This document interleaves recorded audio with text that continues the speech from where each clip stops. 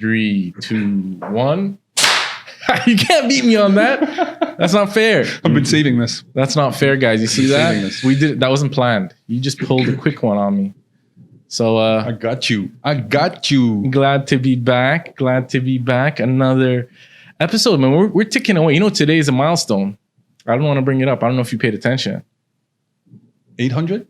800. What do you know? No. It's our 20th episode today. Oh, no way. Yeah. So today, wow. And it's quite a unique one, right? We were just talking before we started this. Rami Badawi is joining us. He is a baker. Like I was looking for like some specific, really artisan baker. Like There's levels to this shit. No, I'm sure there's other words than bakers. There's something else, like some famous, like French bourgeoisie, some kind of thing, bougie word. Well, I'm sure there is, but I just like baker, guy who loves bread, whatever. I'm actually not trained formally as a baker. This is all kind of self-taught. So if you look at our bakery, like we didn't want to go with the whole like romantic feeling, whatever. So we just kind of it was kind of a rebellion against this whole don't eat bread, don't eat gluten thing. Yeah, so rebel against that. Yeah. You must hate keto. You must hate the whole keto movement. It's not that. I've actually tried it before myself. It's not. You have? It's not that, but I'm sure that was a challenge. I'm sure that was a challenge while you're surrounded by bread. By the way, we didn't even Laith. Come on, man. What? Come on, man. You have to do the introduction officially. Since when do I do introductions? I want you to do it today. Today all right, it's yours. And you'll edit the video. I'm gonna edit the video. No, let's take it seriously. So Rami Badawi is one of our oldest friends. Absolutely. You can say from elementary, back in the day, growing up in Abu Dhabi. Yeah. Artisan baker, for the love of bread. What a name. I love it. Yeah. I love that. And then you also had Pizza Guys. Pizza Guys? Yes. Yeah. And by the way, Pizza Guys, I used to live in the same building in Executive Towers at the time. Yeah. So I used to order it all the time. Oh, really? Yeah, all the time. Did you know it was me or? I did not know. Hiding, I was not aware. I would have come down to see you if I knew it was you. So me and Rami go way back. Me and Rami were like best friends up until grade 4, until I immigrated to Canada, which was crazy. Yep. And you had long hair. Actually, you had like a mullet, if I remember correctly. I did, man. I did. I had a mullet and a lot of hair. Skate or die, bro. Remember that? Yeah, exactly. Times have not worked to our favor, other than Laith here. It's worked against us. Okay. But yeah, so tell us, man. Into prior to doing this, so before we jump into what you do now and some of the experiences that you've had, you were originally a consultant, an office guy, a corporate person. Yes. And then what? One day you woke up and you're like, I'm done with this grind. I want to, make some pizza. Yeah, it kind of went like that. So basically, after graduating from high school, I went to college. In my first year, I had a really bad car accident. So it kind of put me out for a few months. And then I said, after I'd missed enough class to stay out of the semester, I decided, okay, I should get a job. And I ended up working in the restaurant industry. Mm-hmm. And, a year later or whatever, I went back to college to finish. But I continued to work throughout in the restaurant industry and the hotel industry. Yeah. And this was where? Where were you doing your studies? In Atlanta, actually. Atlanta, Georgia. Nice. United States. You're an engineer, you said? Did you say you were an engineer? Me? No. Oh, this guy? No. Okay. No. Buildings would be falling. Yeah, exactly. No. Bridges would be imploding. It's funny you ask that question, right? Because a lot of people do assume that. Because my experience was in oil and gas, in construction, medical, right? I was considered an engineer because I fixed my own toilet, right? In this region. The funniest thing about all that is you're much more intuitive with these things. I'm like, but I'm no engineer. No, yeah, it's pretty good. Anyway, sorry, yeah, we got sidetracked. But yeah, no, I'm not an engineer. So okay, all right. So after graduation, I moved here to the UAE and got a job in consulting. And I did that for about 6 years. But honestly, I was always a lousy employee. I think some people are just not employable, and I might be one of those people. So I really wanted to start my own business, and what I knew was food and beverage. So actually, my wife and I decided to start a pizzeria because we felt that was something in the market that wasn't. There was still some room in the market. Yeah. And my wife actually went and did a course in Neapolitan pizza making, and then we kind of went from there, just expanding and stuff. And then we opened a second restaurant. Wow. And, that's a whole nother story we can get into if you'd like. But okay, but it's cool. Like so into when you were just again for.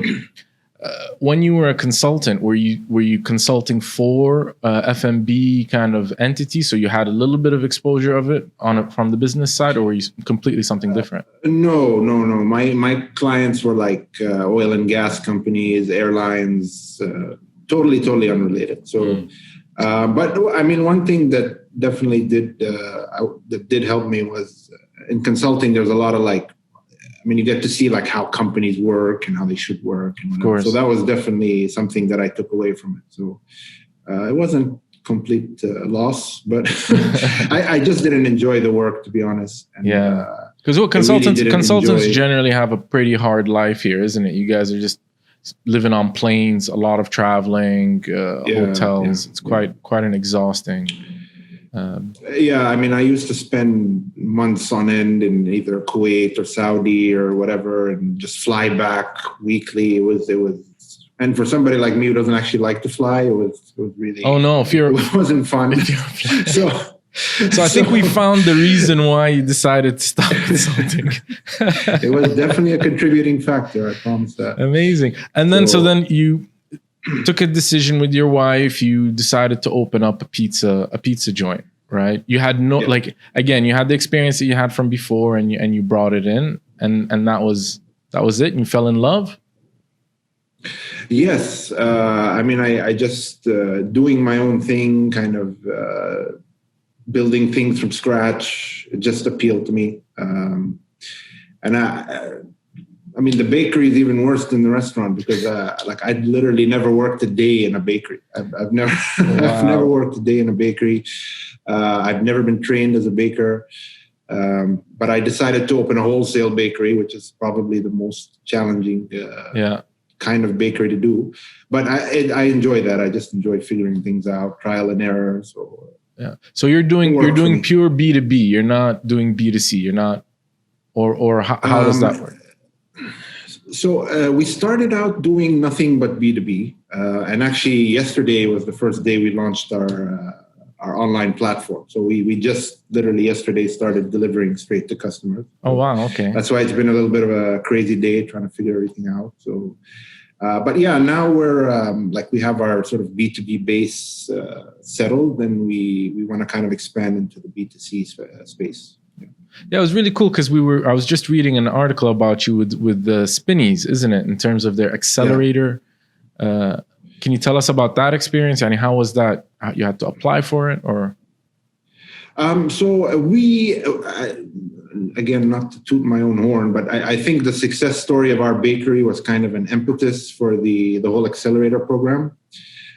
So when we started, there was no accelerator program, but I don't know, it just kind of worked. And it's funny, when I read the requirements, I was like, man, that's my negotiating tactic. I had negotiated that, whatever.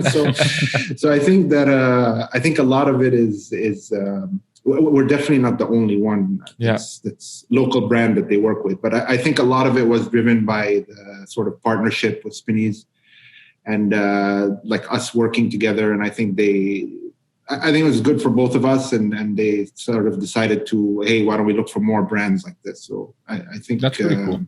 Yeah. So it's mainly local brands that are up and coming that Spinneys would showcase in their storefront.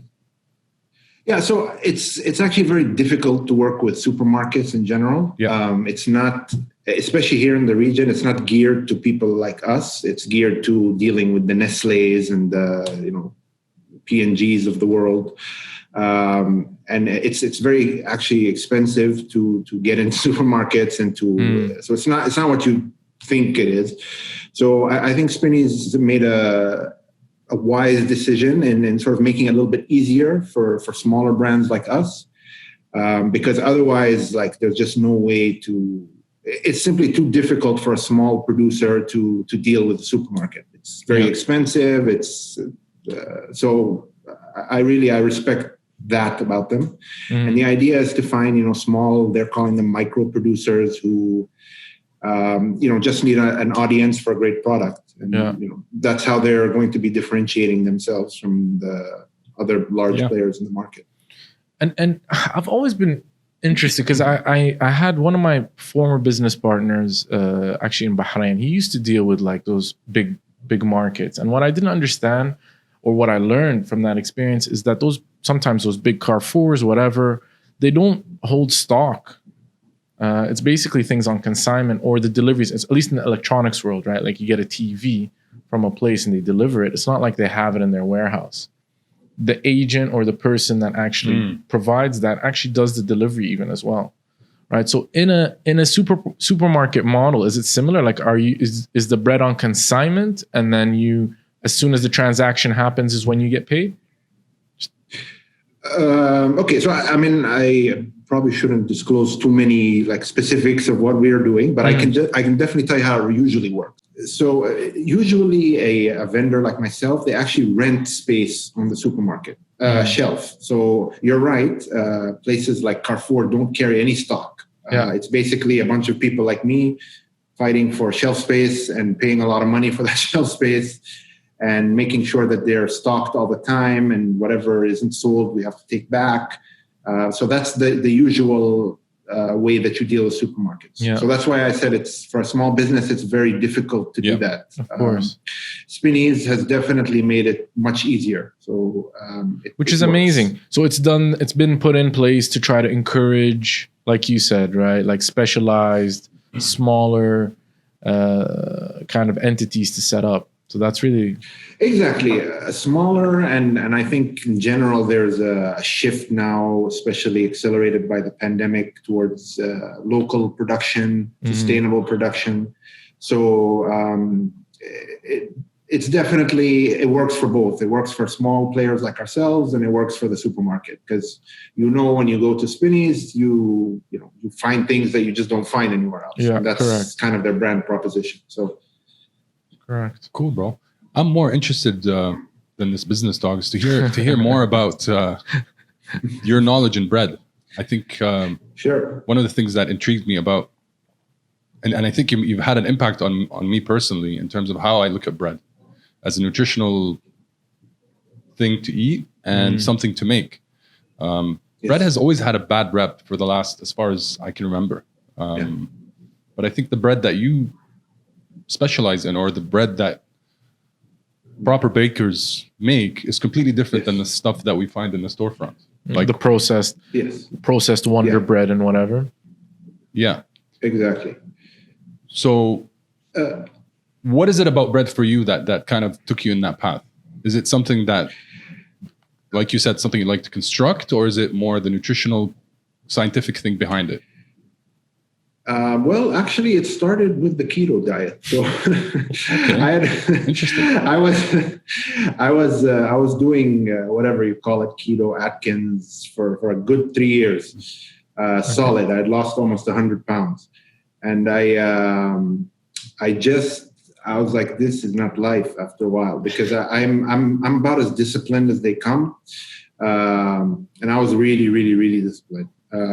But then after a while, I was like, this is not sustainable. Like, and not just from a personal point of view, from just an existence point of view. There's no way that everybody is designed to eat that much meat and protein every single day. Yeah, it's just not. I share your pain. It's not healthy. So, so I started to kind of do some research into what is the solution here, and I came across this whole sourdough thing. And at the time, we had just opened Pizza Guys.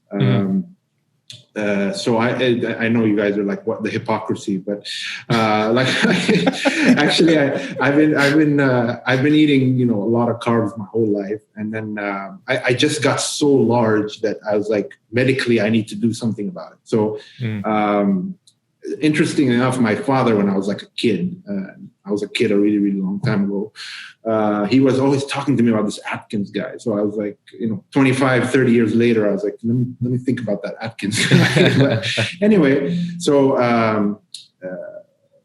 I just needed to lose the weight, and it's very effective for that. So, but right around that time, I was normal. I used to have my cheat meal every week and whatever, and that usually was either pizza or burgers or whatever. But so I was like, around the time 1 year after we started the Pizza Guys, I was like, there has to be a way to eat bread every single day and not, have it negatively impact your health. So I had started doing a lot of research and found this whole sourdough thing. And then we started making pizza sourdough at Pizza Guys and at our other restaurant, Pie. And no exaggeration, I eat bread 3 times a day, and you're good. I haven't put on any. So there's a lot of scientific reasons for that. If you guys are interested, I'd be happy to go into it briefly. But I'll just an interesting fact for your readers, and listeners, and this is not public knowledge yet, so I'll go and share with you. But we've been doing some gluten testing on our bread, and for something to be called gluten free, it should be 20 parts per million of gluten. Okay. And we did our test, and we tested with 2 different flours. One came back 160 parts per million, and one came back as 320 parts per million. Okay. So initially, I was kind of like, I want to get lower than that. Even though gluten-free products actually test at about 80 parts per million. So we're really close. We're talking about parts per million. Yeah. But then I started doing some research, and I found the average gluten content of a loaf of supermarket bread, normal supermarket bread. And the results were 124,000 parts per million. Oh, wow. And it says gluten-free bread. No. This is the standard. Okay. Standard. Yeah. So you can see the difference between a quality sourdough product and a regular supermarket bread. I mean, you're talking about several orders of magnitude higher, So, So if you ask me, like, I don't eat bread because it bothers me. Well, there's a reason it bothers you. So you're eating the McDonald's of bread. And then, So then let me know what you think. So. Very interesting. Do you know what gluten is? I don't know, man. Honestly, scientifically, I'm not even going to try to act. I'm not even going to try to act like I know. Most people don't. I know that it kind of creates some sort of inflammation, and I think that's what people are trying to avoid. It's about the extent of my knowledge. But it's a protein or an acid? It's a protein. Yeah. So gluten is actually a protein that does not exist in nature. So it's basically flour has 2 kinds of proteins in it. One called glutenin and one called gliadin. And when you mix them with water, you get this thing called gluten. So in large doses, it does trigger a immune response because it's something foreign. Not in everybody, but in some people. Yeah. Because it is a foreign object to your body. But it is actually a protein. So a lot of people, when they eat this protein bread, they're not reading the fact that they're eating wheat gluten, which is actually wheat. The worst. Bad.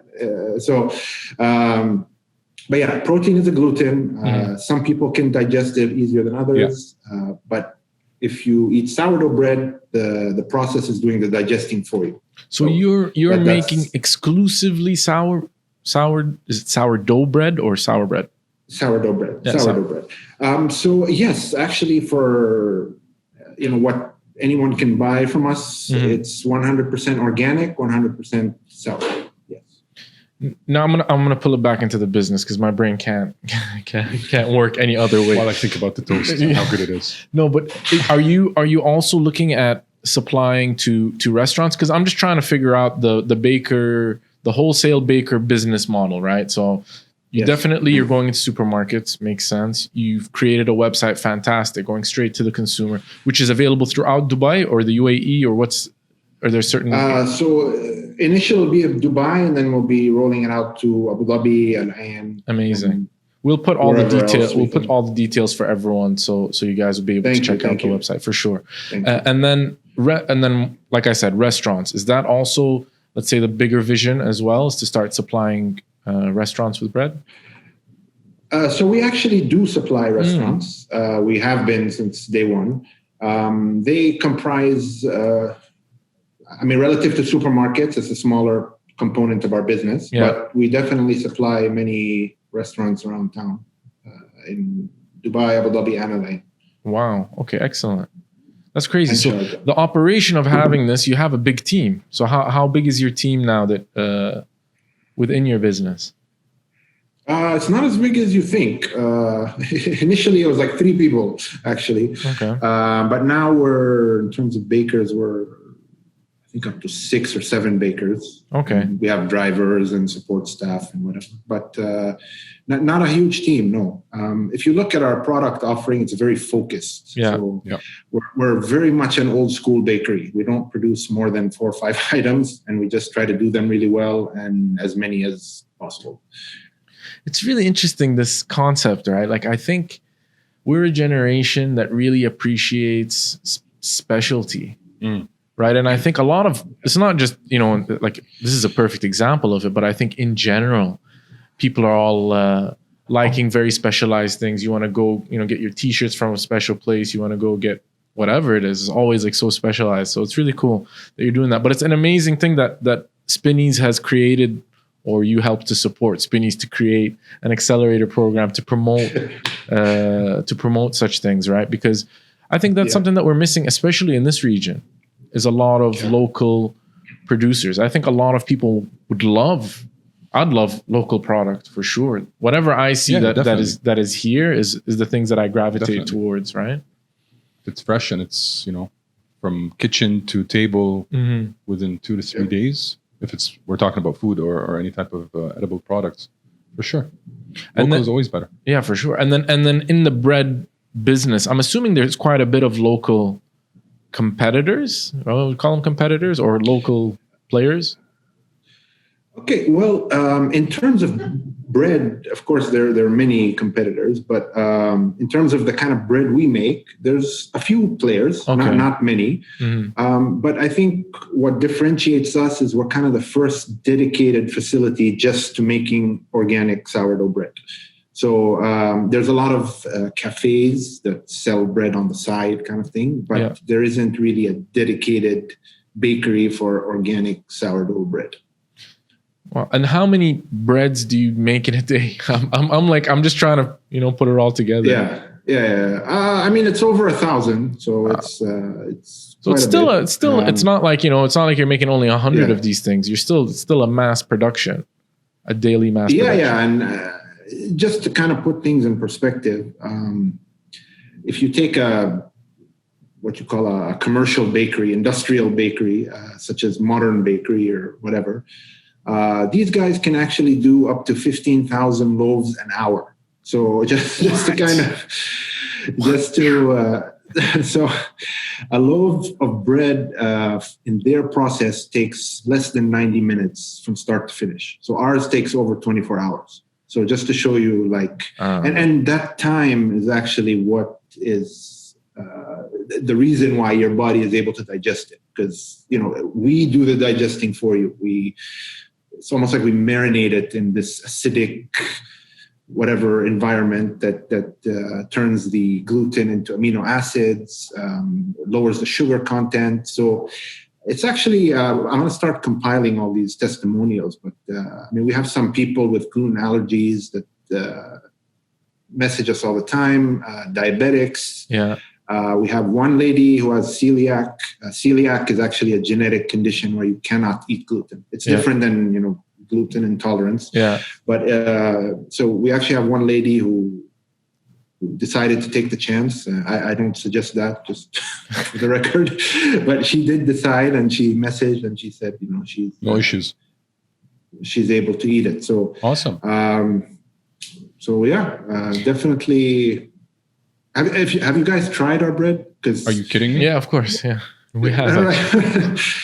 I think what's important also is that there's no sort of compromise in taste. It's not like you're eating a health product. It's real bread. So No, it's awesome. It's awesome. So you mentioned it takes about 24 hours to actually make a loaf of bread. But I think prior to that, there's a lot more time put into it, and the culture. I think it's called culture, the yeast. The sourdough culture, yes. Yeah. I've heard some crazy numbers where people have their culture for generations passed on. It's for sure. There's starters in existence older than 100 years, many in existence. So it's the same about 5 years old. Somebody started 100 years ago. It's been passed along through generations. Down. Yeah. You're gonna need to explain Ours that. is about. You're gonna need to explain that for me, so my brain can register. Yeah, no worries. So basically, all that a starter is you mix some flour and water and you leave it outside for about a week, and then it just kind of starts to bubble, and then you take that and you throw away most of it, and then you keep some and you add flour and water. You just keep repeating this process forever, like it doesn't. So it's alive, basically. And that. It is alive, and that bubbling is caused by yeast and bacteria that live in that mixture of flour and water, just like yogurt. So it's kind of the same process as yogurt. Yogurt is a living thing. They ferment milk. So it's kind of the same. And in general, there's a movement towards fermented foods, whether it be, cabbage or whatever. Yep. So fermentation is proven to be an effective way to make food more nutritious. So that's all that it is, really. And then from now, okay. So how long have you had this now? Is this a fairly new venture or? The bakery's been open for about 2 years, just under 2 years. Just under 2 years. But the starter's been around for 5. Okay. So, wow. Okay. It's made pizza at Pizza Guys and. Pizza at our other restaurant, and now it made bread at my house for a while, and now it's making bread at the bakery. So. And is that so it duplicates or it maintains that consistency? Is that what makes it important, or it just becomes more efficient the longer it is in terms of the starter? Well, see, the thing is, like, people talk about these starters that are 100 years old and whatever. And that's a great story, but the reality is that the starter adapts to the environments it's in. So if I were to go to Europe and get a starter that's 100 years old and bring it here, within a month, it would be a Dubai starter and completely forget its history. So it basically is just a medium to capture yeast and bacteria that are all around us in the air. So there are a couple of different strains of yeast that exist in all sourdough cultures. Depending on where you are in the world.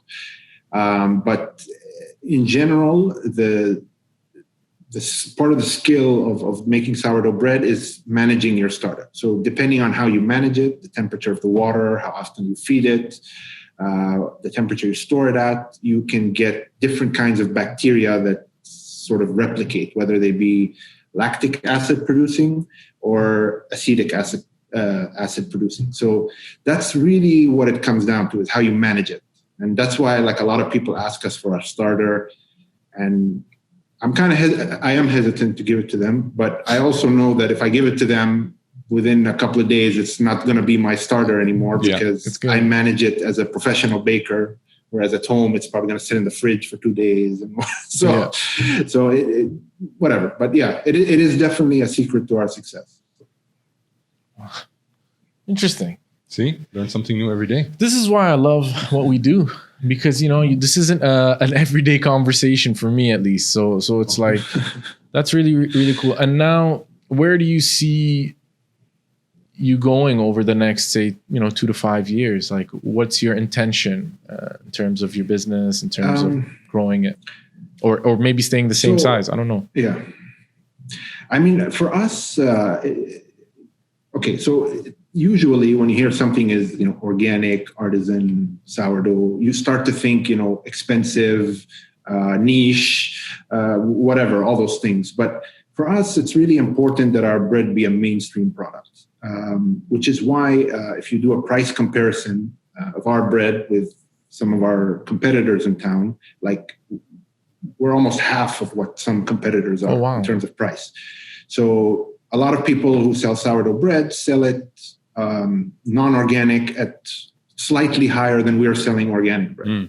So we want to make sure that our bread is accessible. We want everybody to be eating this. What's next?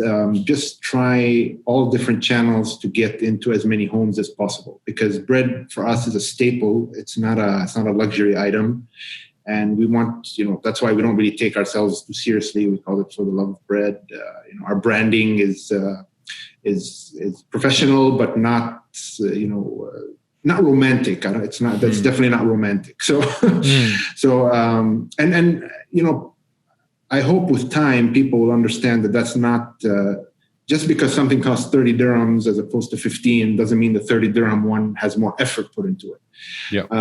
We actually import our own flour, so our flour is not available here in the UAE. We import it directly from the source in France.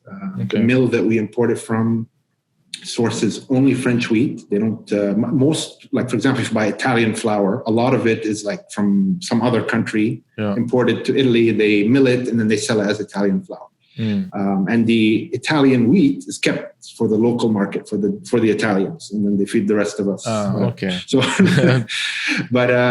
so this is actually French wheat, and I'll just quickly touch on why that's important. All of our flour is stone milled using. Actually, the mill we purchased from has been in the same family since 1895. So none of this is about the price does not reflect the quality. Let's put it that way. We just believe that it should be available for everyone. You shouldn't have to think twice about buying a loaf of organic bread.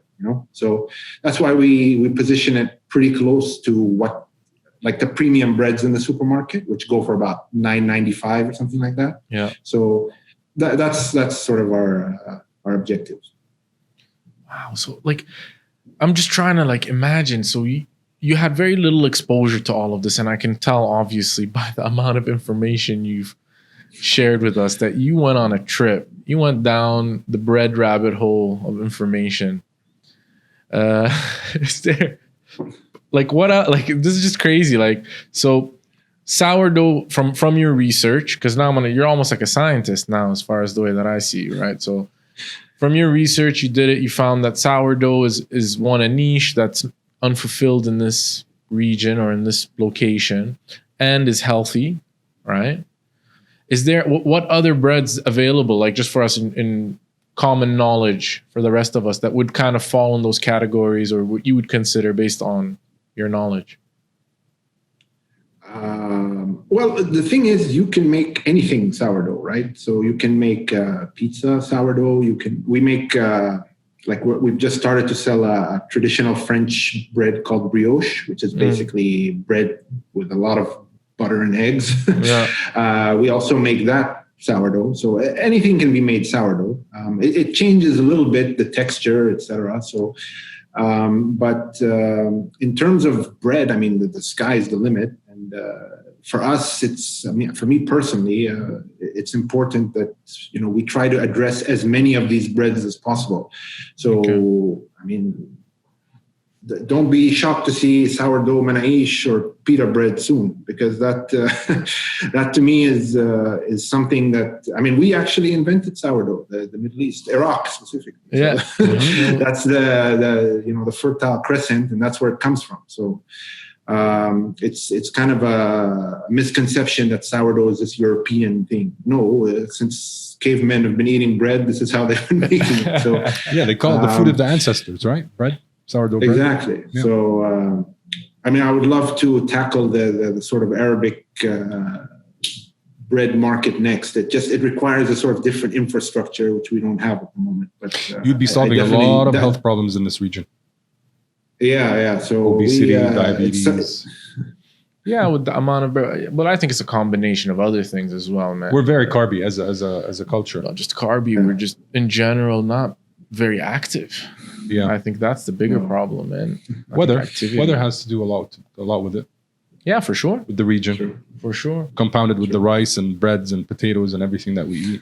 Does that make it more challenging for you, the weather now in the summer, in terms of logistics or transport or time or storage or anything with that regard? Is that a challenge? Well, okay. So when we transport our flour, we actually pay a premium to transport it in refrigerated containers. Mm-hmm. So that takes care of the transport. Here, it's stored in a temperature-controlled facility, which it's called a third-party logistics provider. Huge facility. Yeah. We get hourly reports on temperature and humidity. Of course, you have to deal with the fact that when it gets in the truck or when it's being loaded, there's a slight exposure to the heat and humidity. Yeah. And humidity is not good for flour because it's, at the end of the day, it's water and it's absorbed by the flour. So it impacts the bread a little bit.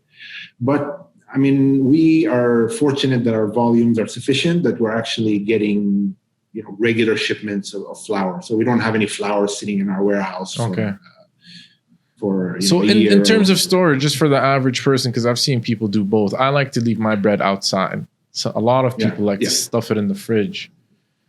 Yeah. What, as an artisan baker, what's the proper protocol for storing your bread? Okay, so the worst place to store it is the fridge. The fridge actually accelerates the staling process 6 times faster. So the best way to store bread is either to keep it outside, wrapped in some kind of airtight container, whether it be a plastic bag or a paper bag or whatever, or in the freezer. The freezer, it keeps very well. So the freezer is fine. It stops. Freezer is perfect, yeah. Cool. I think if you haven't closed it well or you haven't wrapped it well, maybe get freezer burn. That would kind of ruin the bread. Other than that, right? Yeah, I mean, you should wrap it and freeze it, but. And then the lifespan is okay. So I'm assuming because you're doing all these things organically, its shelf life would reduce, right? In comparison to everything that's processed, that preserved, like a McDonald's burger bread that looks the same after a year. So, yeah. We can achieve that, but sourdough bread, actually, if I made like identical loaves, one with sourdough fermentation and one with just regular yeast fermentation, the sourdough bread actually lasts for 5 to 7 days at room temperature, whereas the regular one would probably last 2 to 3 days. So sourdough bread actually does last longer than normal bread, but 5 to 7 days is the maximum if stored properly. In the freezer, of course, longer. But of room course. temperature, 5 to 7 days. Of course. That's really cool, man. Have you had any... you were talking about the production and making the bread. I was thinking, were you impacted by COVID at all in terms of your, the production line itself? How I'm sure you were impacted, but how was that? Yeah. How was that effect? COVID impacted us in, let's say, 3 ways. Number one, we completely lost all our cafe restaurant business. So whatever supply we were doing to cafes obviously went to really zero. So for a good 5-6 weeks, it's coming back online now, but it did go to zero. Fortunately, the supermarkets kind of made up for some of that. Supermarkets obviously were doing better. And then the third thing was kind of logistics and getting flour. So we had to, for a couple of weeks, we had to import it via air freight. And we were paying literally 5 times the cost of the actual flour, just the air freight flour. Wow. But and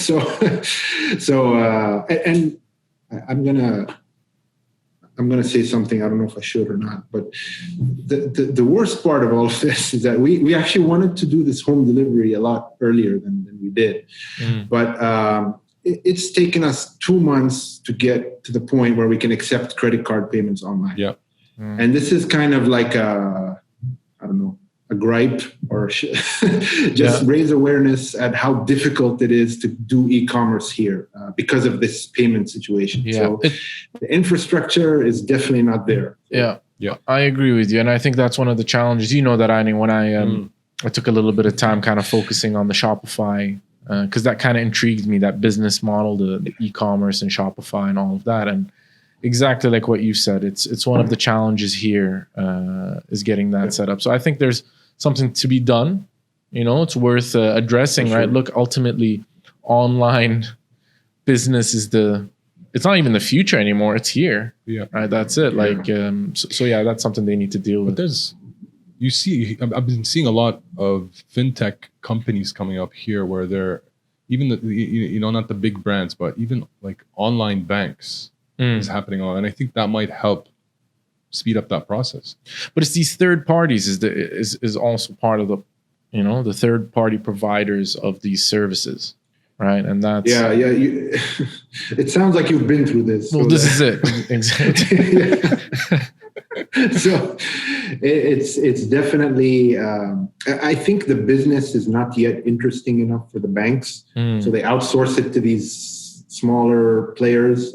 Some better than others, but in general, COVID had presented sort of the perfect opportunity for us to launch our e-commerce business. Yeah.